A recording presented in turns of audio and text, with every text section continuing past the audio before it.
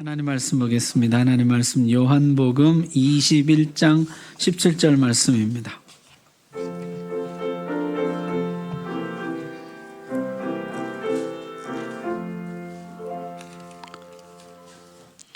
신약성경 185쪽 요한복음 21장 17절 말씀. 하나님 말씀 봉독할 때 우리 다 함께 자리에서 일어나셔서 한 목소리로 봉독하겠습니다. 시작. 세 번째 이르시되 요한의 아들 시몬아 내가 나를 사랑하느냐 하시니 주께서 세 번째 내가 나를 사랑하느냐 하심으로 베드로가 근심하여 이르되 주님 모든 것을 아시오매 내가 주님을 사랑하는 줄을 주님께서 아시나이다. 예수께서 이르시되 내 양을 먹이라. 아멘. 감사합니다. 하나님의 말씀 전하겠습니다. 6월절이 지난 후에 제자들은 슬그머니 예루살렘을 떠나 갈릴리로 돌아왔습니다. 나는 다시 물고기 잡으러 가노라. 고기나 잡으면서 살련다. 베드로가 그렇게 한 것이죠. 다른 제자들도 나도 하면서 그 뒤를 따라 나섰습니다. 자, 그런데 그날 아무것도 잡지 못했다는 것이요. 밤새도록 수고했지만 한 마리도 잡지 못했습니다. 여러분, 갈릴리 호수는요, 가로가 8km고 세로 남북으로 14km 이어진 담수호예요. 이 갈릴리 호수에서 이 어로 작업, 고기 잡는 어로 작업은 주로 밤에 이루어졌는데요. 얕은 물가에 와서 잠을 청하는 물고기들에게 그물을 던지는 어로였다는 것이죠. 그런데 그날 이제 한 마리도 잡지 못한 것이었습니다. 날이 새어갈 때 한 사람이 호숫가에서 제자들을 불렀습니다. 5절 한번 보십시오. 예수께서 이르시되 얘들아 너희에게 고기가 있느냐? 대답하되 없나이다. 아직 자신을 부르는 사람이 누구인지 알지 못하는 어스름한 새벽녘이었어요. 근데 이 사람이 얘들아 너희에게 고기가 있느냐 이렇게 이제 불렀다는 것이죠. 얘들아, 이 단어가 이제 헬라어로는 파이디아라고 되어 있는데 파이디온의 복수예요. 파이디온은 어린아이를 가리키는 말입니다. 성경에 아이를 가리키는 단어가 크게 이제 두 개가 있는데요. 파이디온은 아주 어린 아이들이고요. 테크노는 조금 큰 아이들이에요. 청소년 아이들. 근데 이 호숫가에 한 사람이 아이들아 부를 때 이제 파이디온이라는 단어를 쓴 것이에요. 아주 어린 아이들, 어린 아기들아 이제 이렇게 부른 것이죠. 제자들이 지금 마치 어린 아이와 같다는 것이에요. 여러분, 어른은 실패하면 다시 일어나죠. 재기하려고 하죠. 아이는 좌절합니다. 나 안 할래. 나 그냥 그만둘래. 주님은 어린아이 같은 제자들을 위해서 오답노트를 준비하십니다. 우리 학생들은 오답노트를 잘 알겠죠. 틀린 문제를 다시 한번 풀어보면서 왜 틀렸는지, 바른 답은 무엇인지 한번 점검해 보는 것이요. 바둑에서는 이런 것을 이제 복기한다 그러죠. 대국이 끝난 다음에 첫 수부터 한번 다시 두어보면서 대국의 내용을 점검해 보는 것입니다. 지금 예수님이 실패한 제자들을 위해 오답노트를 준비하시고 복기를 실행하시는 것이에요. 밤새도록 한 마리도 잡지 못한 제자들에게 예수님은 배 오른편에 그물을 내려라. 그물을 내렸더니 들어 올릴 수 없을 만큼 많은 물고기가 잡혔다는 것이에요. 여러분, 이게 어디서 본 장면 아니에요? 예수님이 제자들을 처음 부르실 때 그 장면이 재현되고 있는 것이에요. 그때도 바로 여기 갈릴리 호수였습니다. 게네사렛 호수라고도 하고 디베랴 바다라고도 하지만 다 같은 이름이에요. 이 갈릴리 호수에서 있었던 일이에요. 그날도 밤이 새도록 수고하였지만은 잡은 것이 없었습니다. 깊은 데로 가서 그물을 내려 고기를 잡으라. 주님 말씀대로 그물을 내렸더니 고기를 잡은 것이 심이 많아 그물이 찢어지는지라 했었습니다. 이걸 데자뷰라 그럴까요? 기시감이라 그럴까요? 어디서 본 듯한 장면, 언젠가 겪었던 것 같은 동일한 사건의 반복인 것이에요. 역시나 예수님을 가장 사랑했던 제자 요한이 예수님을 제일 먼저 알아봅니다. 주님이시라.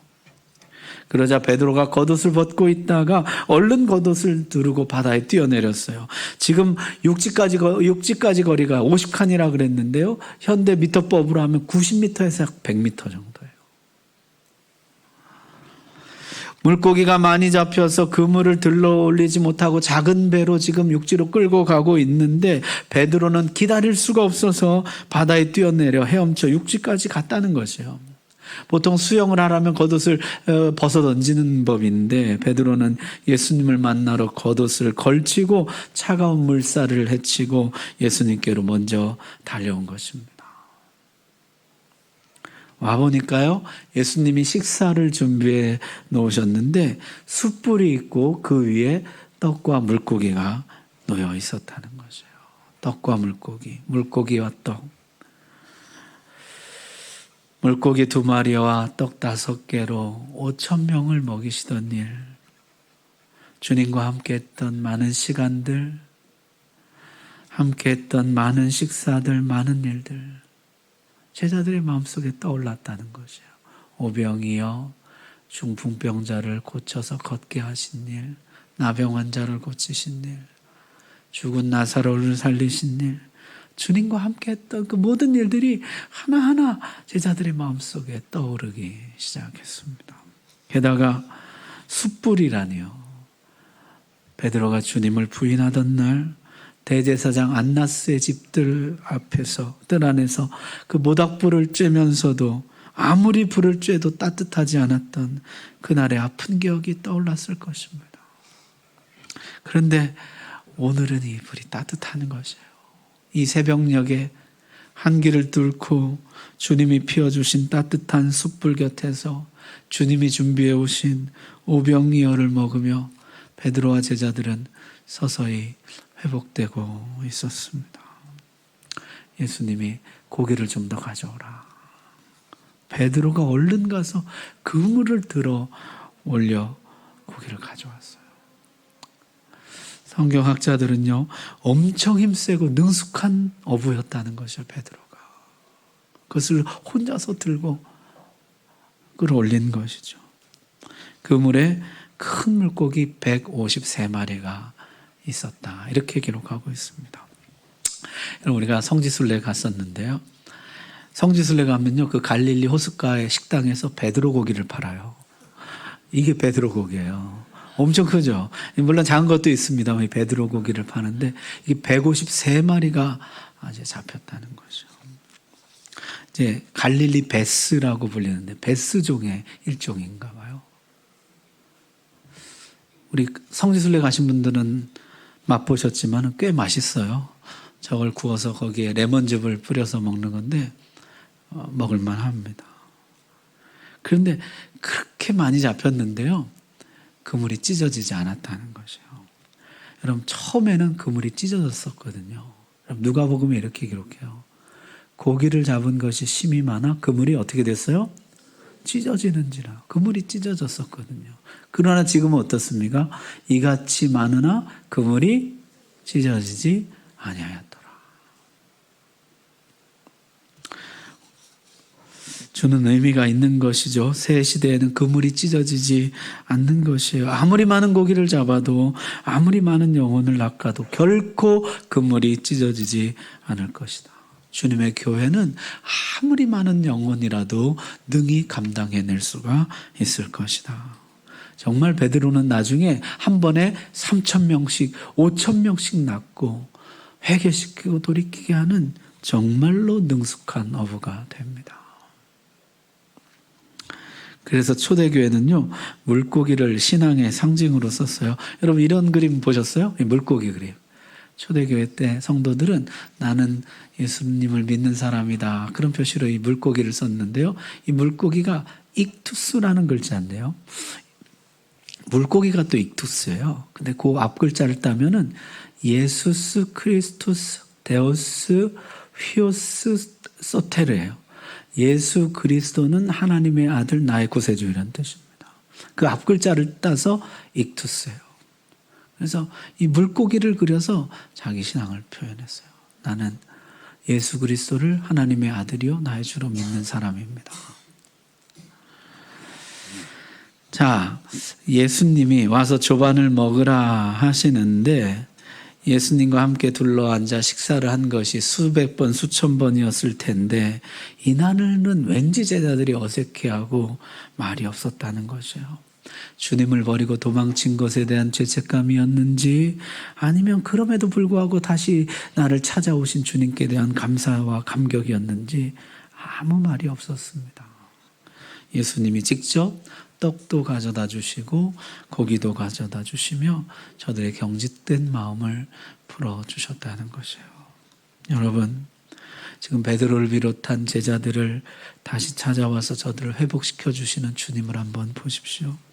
저들의 인생을 복귀해 주시면서 주님과 함께 했던 시간들을 복귀하시면서 저들에게 다시 기회를 주고 계신 것이에요.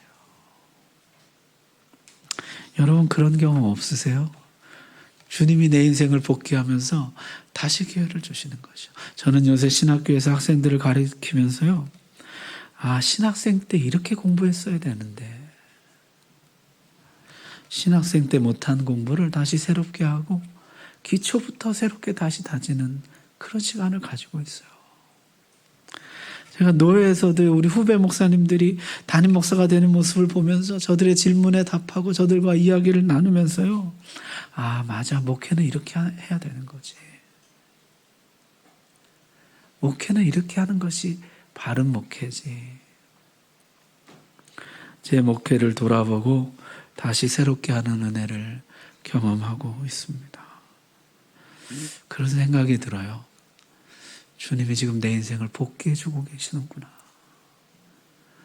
다시 시작할 수 있도록 내 인생의 오답노트를 다시 쓰게 해주시는구나. 내가 왜 틀렸는지, 어디서 틀렸는지, 어디서 왜 실패했는지 그걸 다시 보게 하시는구나. 하나님 다시 기회를 줍니다. 이번엔 실수하지 말아야지. 이번엔 잘해야지. 여러분 중에 예수님이 나는 안 찾아오실 거야. 아니에요. 여러분, 베드로 주님을 3번이나 부인하고 다른 제자들 모두 주님을 떠나 도망쳤었습니다. 그럼에도 주님은 저들을 찾아와 주셨습니다. 당신이 어떤 실수를 했던지 어떤 실패를 했던지 주님은 반드시 다시 찾아와 주실 줄로 믿습니다. 다시 시작하게 해주실 것이에요. 여러분, 어디에서 실패하셨습니까? 가정입니까? 일터입니까? 신앙입니까? 주님 다시 찾아오셔서 내 인생의 오답노트를 쓰게 하시고 내가 어디서 왜 틀렸는지, 왜 넘어졌는지, 왜 무너지게 되었는지, 왜 여기까지 오게 되었는지 내 인생을 한번 복귀하게 해주시고 다시 새로운 기회를 허락해 주실 것입니다. 자, 그 회복의 결정판 식사를 마치신 후에 예수님이 베드로에게 이렇게 물으셨어요. 15절입니다. 우리 같이 한번 읽겠습니다. 시작. 그들이 조반 먹은 후에 예수께서 시몬 베드로에게 이르시되 요한의 아들 시몬아 내가 이 사람들보다 나를 더 사랑하느냐 하시니 이르되 주님 그러하나이다. 내가 주님을 사랑하는 줄 주님께서 아시나이다. 이르시되 내 어린 양을 먹이라 하시고 아멘. 주님이요 요한의 아들 시몬아 내가 이 사람들보다 나를 더 사랑하느냐, 이 사람들보다 나를 더 사랑하느냐, 주님이 이렇게 물으셨어요. 사실 이 물음은요 베드로의 이야기를 되받아 하신 것이에요. 베드로가 뭐라 그랬습니까? 다 주를 버릴지라도 나는 언제든지 주님을 버리지 않겠나이다. 주님, 모든 사람이 다 주님을 떠날지라도 나는 떠나지 않겠습니다. 나는 저 사람들보다 주님을 더 사랑합니다. 다른 모든 사람 주님을 버려도 나는 버리지 않겠습니다 했었거든요. 주님이 물으시는 것이에요. 이 사람들보다 더 사랑하느냐?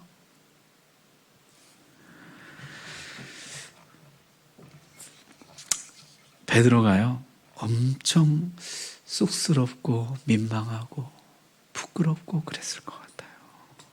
다른 사람들보다 주님을 더 사랑한다고 큰 소리를 쳤지만 사실은 별반 다르지 않았거든요. 주님을 3번이나 부인해 도망쳐버렸었거든요. 그나 나나 똑같이 약하디 약한 인생일 뿐인데 그저 철부지같이 나만 주를 사랑한다고, 내가 주를 더 사랑한다고 악을 썼던 것이에요. 주님은 2번, 3번 물으셨습니다. 내가 나를 사랑하느냐? 여러분, 주님은 베드로를 책망하려는 것이 아닙니다. 부끄럽게 하려는 것이 아닙니다. 치유하려는 것이에요. 치유는 자신을 직면함으로부터 시작되기 때문입니다. 나의 연약함, 나의 실수, 나의 실패를 직면하는 것에서부터 비로소 치유는 시작되기 때문이에요. 연약한 나 자신을 바라보고 드디어 엎드려 주님을 붙드는 것, 거기서부터 시작되는 것이에요. 자신의 실패로 인해서 스스로 닫아버린 마음을 주님이 어루만지시면서 다시 주님께 마음을 열도록 하시는 것이에요. 예, 주님, 사랑했습니다. 그러나 실패했습니다. 주님은 그렇게 베드로의 아픈 과거를 만지고 계셨습니다. 자, 그런데 이 말씀은요, 이 사람들보다 나를 더 사랑하냐 이렇게 번역할 수도 있지만 이것들보다 나를 더 사랑하느냐 이렇게 번역할 수도 있습니다. 여러분이 가진 성경이 혹시 관주 성경이라고 하시면 17절에 15절에 이 사람들보다 나를 더 사랑하느냐 관주 1 해놓고 이것들보다 밑에 이렇게 붙여놨어요. 이게 중성속격인데요. 이 사람들보다라고도 번역할 수가 있고 이것들보다라고도 번역할 수가 있어요. 만약에 이것의 의미가 이것들보다라고 한다면은 이 물고기들보다 나를 더 사랑하느냐가 될 것입니다. 이 물고기들보다 내가 나를 더 사랑하느냐. 한때 자신의 생업이요 인생이요 전부였던 물고기죠. 한 마리 더 잡으면 웃고 한 마리 덜 잡으면 우는 물고기 한 마리에 일희일비하는 인생이었어요. 그럴 때 주님이 사람 낚는 어부가 되게 하리라 말씀을 듣고 베드로가 배와 부친을 버려두고 모든 것을 버려두고 예수님을 따랐습니다. 그러나 지금은 그 모든 것이 헛일이 되고 말았어요. 다 부질없는 일이 되고 말았어요. 꿈은 깨어졌고 희망은 사라졌습니다. 철저하게 실패했습니다. 주님이 다시 물으시는 것이에요. 내가 이 모든 것들보다 나를 더 사랑하느냐? 정말로 아직도 주는 그리스도시요 살아계신 하나님의 아들이라고 믿느냐? 정말로 아직도 주님을 위해 사람을 낚는 어부가 되기를 바라느냐? 주님이 물으시는 거죠. 여러분, 베드로의 마음은 어땠을까요? 여러분, 그의 진심은 무엇이었을까요? 주님은 3번 그렇게 물으셨습니다. 마치 3번 부인을 번복하게 하시려는 것처럼 3번의 부인을 번복하는 3번의 고백을 하게 하셨습니다. 내가 나를 사랑하느냐? 베드로 뭐라고 대답했을까요? 그의 성정상 예, 주님, 제가 주님을 사랑합니다. 사랑하고 말고요. 여전히 주님을 사랑합니다. 할 것 같은데요. 오늘 15절 다시 한번 보십시오. 내가 주님을 사랑하는 줄 주님께서 아시나이다. 내가 주님 사랑하는 줄 주님이 아십니다. 본인이 한 짓이 있고 그걸 모두가 알고 있어요. 그리고 주님도 알고 계십니다. 그때 3번 부인할 때 주님과 눈이 마주쳤잖아요. 모두가 다 아는데요. 차마 주님을 사랑한다고 말할 수가 없는 것이에요. 그러나 마음은 진심이었어요. 진심으로 주님을 사랑합니다. 그러나 내가 주님을 사랑합니다. 내가 아직도 주님을 사랑합니다. 아무도 믿어주지 않을 것이에요. 손가락질할 것이에요. 조롱할 것이에요. 그래서 한 대답이 주님은 아십니다. 내 마음을. 주님은 제 마음 아시지 않습니까? 약하고 두려워서 부인은 했지만은, 세상이 무서워서 겁나서 내가 부인은 했지만은, 그러나 내 마음은 진심이었던 것, 내가 주님을 사랑하는 마음이었던 것, 이 못나고 못난 약한 제자의 마음을 주님은 아시지 않습니까? 정말 사랑했지만은 내가 너무 못나서 그냥 부인해버리고 말았던 거, 다른 사람은 몰라도 주님 아시지 않습니까?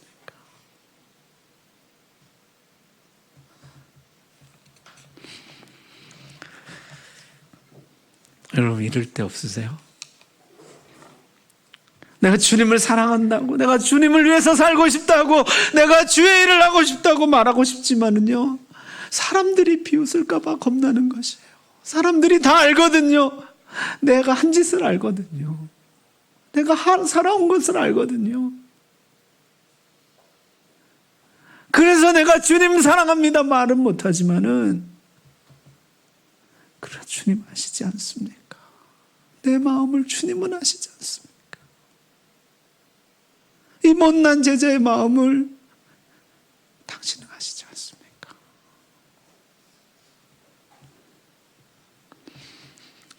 내 과거를 알고 내 지난날의 실수와 실패를 아는 사람들은요, 고개를 내저을지 몰라요. 비웃을지 몰라요. 그러나 내가 드린 나의 진심, 우리 주님, 모든 것을 하시는 주님, 내 마음을 하시는 주님, 우리의 진심의 고백을 받으실 줄로 믿습니다. 여러분, 예전에 이런 찬양이 있었잖아요. 갈릴리 호숫가에서 주님은 시몬에게 물으셨네. 사랑하는 시몬아, 넌 날 사랑하느냐? 오 주님, 당신만이 아십니다. 우리 찬송 한번 같이 해볼까요? 예전에 우리 청년부에서 여기 반주자 악보 없어요? 저 뒤에 악보 좀 갖다 주세요. 여기 내 거 드릴게요. 이거 이걸로 보세요.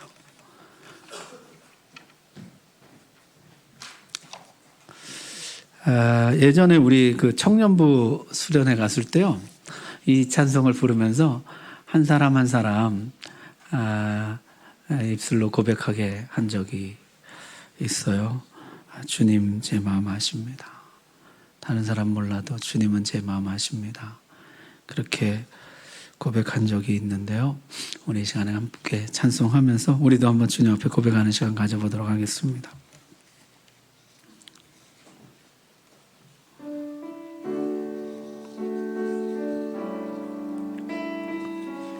갈릴리 호숫가에서, 갈릴리 호숫가에서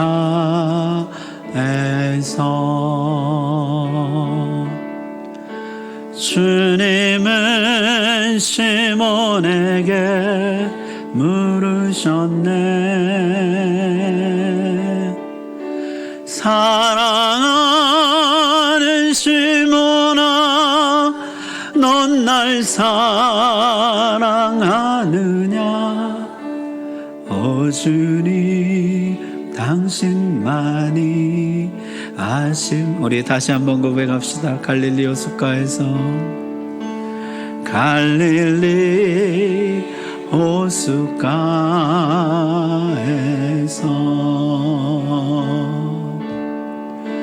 주님은 시몬에게 물으셨네. 사랑하는 시몬아, 넌 날 사랑하느냐? 오 주님, 당신만이 아십니다. 아멘. 주님이 이 고백을 받아주신 줄 믿습니다. 자, 그런데요, 주님이 내가 나를 사랑한다면 이렇게 하여라 하고 방향을 주시는데 그 방향이 뭐예요? 내 양을 먹이라입니다. 여러분 17절, 15절, 16절, 17절 세 번인데요. 17절로 보겠습니다. 예수께서 이르시되 내 양을 먹이라. 나를 향한 사랑이 진실이라면 너의 그 사랑을 나의 양떼에게 표현하여라. 주님 그렇게 말씀하십니다. 내 어린 양들을 돌봐주어라. 그게 진짜 나를 사랑하는 것이라. 너와 같이 연약하여 마음은 진심이나 행동이 따라주지 못하는 어린 양들, 마음으로는 정말로 주님을 사랑하지만 아직은 세상이 두렵고 무서워서 믿음을 표현하지 못하는 어린아이들, 저들을 돌봐주어라. 저들을 먹여주고 저들을 사랑해주어라. 여러분, 정말 주님을 사랑하신다면, 주님을 향한 여러분의 사랑이 진심이라면 내 양을 먹이라는 주님의 말씀을 기억하십시오. 작은 목자가 되어서 주님의 양떼를 돌아보십시오.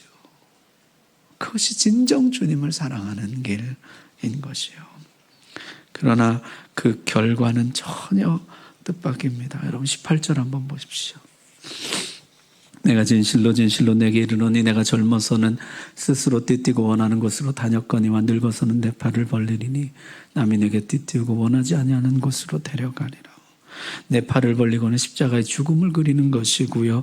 남이 내게 띠띠우는 일이라 체포의 포승줄을 말하는 것이고 원하지 아니하는 곳은 아마도 처형장일 것입니다. 베드로가 어떠한 죽음으로 하나님께 영광을 돌릴지 주님이 말씀하심이라고 그랬어요. 주님을 사랑한 결과, 주님을 사랑해서 주님의 양떼를 돌아본 결과, 그 결과는 순교일 것입니다.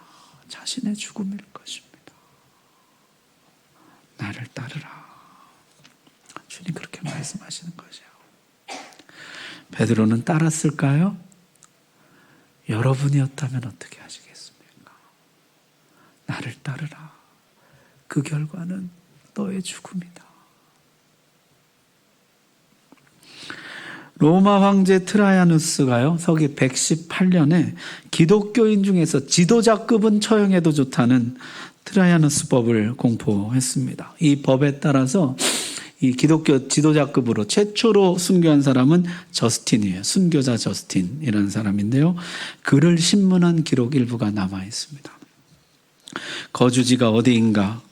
로마 14구역에 있는 목욕탕 2층에 있는 작은 방입니다. 거기서 무엇을 했는가? 시골에서 올라온 사람들과 성경 공부를 했습니다. 그는 로마의 유리방황하는 사람들을 데리고 성경 공부를 하다가 지도자로 인정되어 순교를 당했습니다. 여러분, 로마의 이 양떼를 돌보는 주님의 목자들의 검소한 면모를 보십시오. 로마 14구역 목욕탕 2층에 있는 작은 방에 거주합니다. 거기서 무엇을 했는가? 사람들과 성경 공부를 했습니다. 여러분, 저스틴 이전의 로마 주교가 클레멘트예요. 로마의 클레멘트. 그리고 클레멘트의 스승이 베드로입니다. 베드로가 로마의 양떼를 돌보는 목자였던 것이에요. 베드로는 나중에요, 이런 고백을 남겼어요. 너희 중에 있는 하나님의 양머리를 치되 억지로 하지 말고 하나님의 뜻을 따라 자원함으로 하며 더러운 이득을 위하여 하지 말고 기꺼이 하며 맡은 자들에게 주장하는 자세를 하지 말고 양무리의 본이 되라. 그리하면 함께 읽습니다. 목자장이 나타나실 때 시들지 아니하는 영광의 관을 얻으리라. 아멘. 나는 양무리를 칩니다. 억지로 하지 않고 자원함으로 기꺼이 저들을 돌봅니다. 주장하지 않고 본이 되려고 힘씁니다. 왜냐하면 목자장이신 예수님이 자기 양떼를 떼어 나에게 맡겨주셨기 때문입니다. 주님의 어린 양을 나에게 맡겨주셨기 때문입니다. 나는 작은 목자가 되어서 나의 목자장이신 예수님이 오실 때까지 이 양떼를 돌보는 일을 하겠습니다. 나의 목자장이 영광 가운데 오실 때까지 이 어린 양떼의 작은 목자가 될 것입니다. 베드로는 주님의 말씀을 따랐습니다. 그리고 영광의 목자장 앞에서 순전한 목자의 사명을 감당했습니다. 내가 죽을지언정 주를 버리지 않겠나이다. 이 장담은요 실제 이루어지게 돼요. 조금 늦었지만 베드로는 이 고백대로 정말 죽는 순간까지 주님을 버리지 않습니다. 십자가를 거꾸로 지면서 그는 끝내 주님을 따라가게 되는 것이에요. 사랑하는 우리 성도 여러분, 주님은 베드로를 처음 부르실 때 약속하셨어요. 우리 같이 한번 읽어볼까요? 시작. 예수께서 보시고 이르시되 내가 요한의 아들 시몬이니 장차 게바라 하리라 하시니라. 게바는 번역하면 베드로라. 아멘. 내가 너를 베드로가 되게 하겠다. 베드로는 반석이라는 뜻입니다. 내가 너를 반석이 되게 하겠다. 처음 부르실 때 약속해 주셨습니다. 여러분, 이 약속은 이루어졌을까요? 사실 베드로는요 내내 불안했어요. 넘어지고 깨지고 무너지고 흔들리고 부인하고 도망쳤습니다. 아직은 반석이 아니었어요. 그러나 주님은 그를 다시 찾아오셨어요. 다시 그를 붙잡아 주셨어요. 그리고 그는 마침내 반석이 되었습니다. 그 반석 위에 교회가 서게 되었어요. 여러분, 나는 어떻습니까? 나는 반석입니까? 아직 불완전한 베드로의 길을 답습하고 있는지 몰라요. 아직 나도 넘어지고 깨지고 흔들리고 부인하고 도망치고 무서워하고 아직 베드로의 길을 걷고 있는지 몰라요. 그러나 주님께서 찾아오시고 붙잡아 주셔서 마침내 반드시 반석이 되게 해주실 줄로 믿습니다. 베드로는 반석이 되었습니다. 우리도 반석이 될 것입니다. 오늘 말씀 여러분의 말씀으로 받으시기 바랍니다. 기도하겠습니다. 이 시간에 기도할 때 주님,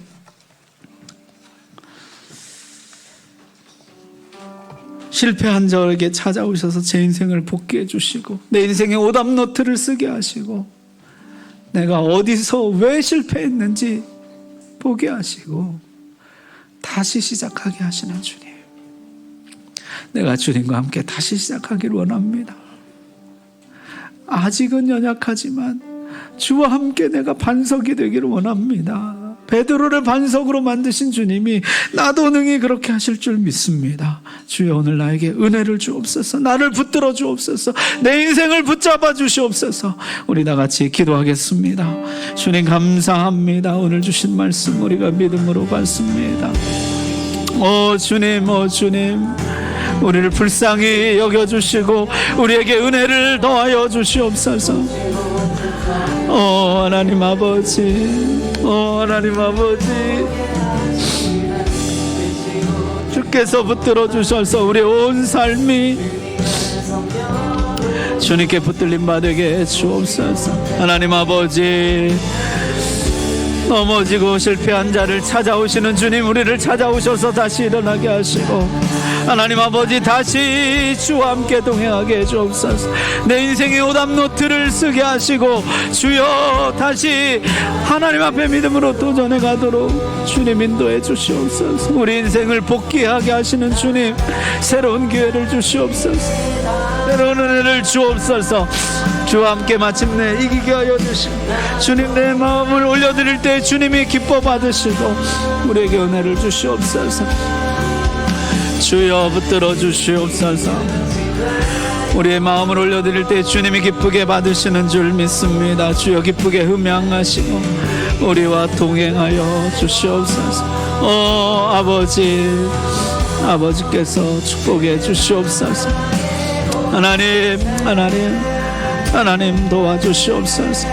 우리 모든 성도들 삶에 주의 넘치는 은혜를 더하여 주옵소서. 아버지, 들어주시옵소서.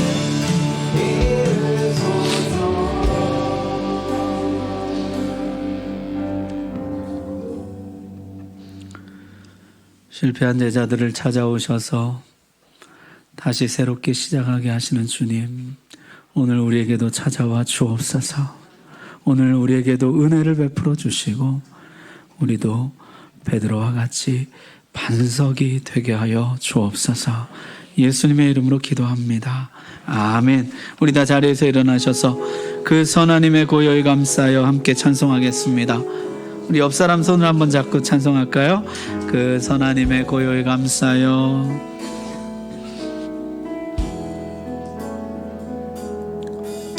그 선하님의 고요히 감싸여 그 놀라운 평화를 누리며 나 그대들과 함께 걸어가네. 나 그대들과 내를 지나가 넘을 어둠에 눈이 무겁게 내 영혼 짓눌러도 오 주여 우릴 외면치 마시고 약속의 구원을 이루. 아멘. 그 선하님이 우리를 감싸시니 그 선하님이 우리를 감싸신 믿음으로 일어나길 기대하네. 주 언제나 우리와 함께 계셔. 아멘. 하루 또 하루가 늘새. 아멘. 그 선하님이 우리를 감싸시니 그 선하님이 우리를 감싸시니 믿음으로 일어나길 기대하네. 아멘. 주 언제나 우리와 함께 계셔. 하루 또 하루가 늘 새로워. 아멘. 주 예수 그리스도의 은혜와 하나님의 사랑하심과 성령의 교통하심이 마침내 우리를 반석이 되게 하실 주님을 신뢰하며 주님을 믿고 따르는 모든 주의 백성들 위해, 그 가정 위에, 생업 위에, 자녀들 위해, 교회와 나라와 민족 위에 이제로부터 영원까지 항상 함께 계실지어다. 아멘.